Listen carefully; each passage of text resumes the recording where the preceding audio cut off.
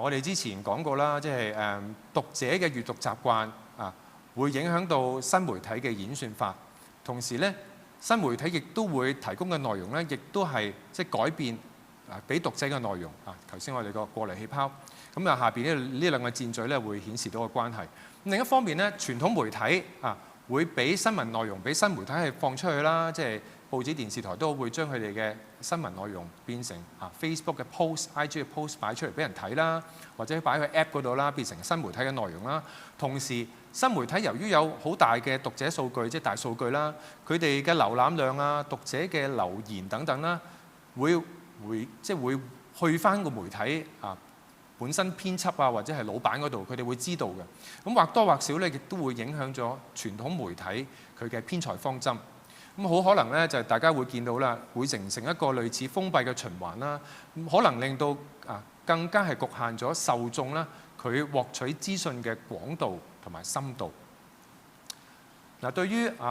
回音室效應或者過濾氣泡嘅憂慮咧，讀者其實係知嘅喎。我哋又再睇翻之前講過路透嗰份最新嘅研究報告啦。咁呢個就冇香港地區嘅，咁就係綜合咗全球範圍好多個城市嘅一個整體嘅一啲數據嚟嘅。第一個上面嗰個咧，我哋會見到咧，有48%嘅人咧係擔心經過演算法嘅過濾咧，個人化嘅新聞內容咧，會令佢哋睇漏咗一啲重要嘅資訊嘅喎。咁如果呢個時候，如果我哋係揭報紙睇，或者係我哋電視新聞由頭睇到尾嘅話咧，係唔會有呢個情況發生，因為咧電視台報紙編輯咧係會幫你決定邊啲重要嘅會擺先行頭條，一啲軟性新聞可能擺後啲。只要你揭晒份報紙，睇晒成個新聞嘅報導內容咧，你唔會漏啲重要嘅嘢。不過咧，你睇社交網站或者係嘅情況咧，你可能會漏咗，因為佢未必推一啲你未必認為重要嘅嘢俾你，可能你之後會覺得重要嘅嚇。呢個就係呢個係有啲人嘅擔心嘅情況。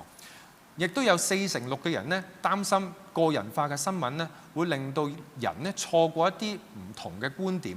因為 Facebook 通常只會俾你接觸到你嘅同溫層，大家圍住自己嘅爐取暖咁隔離個爐究竟佢哋傾緊啲乜嘢，你係唔會知道發生咩事，你未必知道嘅。不過原來根據呢啲調查咧，其實你係睇 Facebook 嘅人或者係用 social media 睇新聞嘅人咧，佢哋知道呢個情況，佢哋都有呢個憂慮嘅。好啦，被問到咧，即係你中意邊個幫你揀新聞呢個答案咧都幾分散嘅。有30%人咧就話咧中意演算法，基於自己嘅閱讀習慣係幫你揀新聞。其實呢啲人真係傾向喺 social media 嗰度睇新聞嘅佢認同呢個演算法係幫到佢嘅。呢有30%。另外有近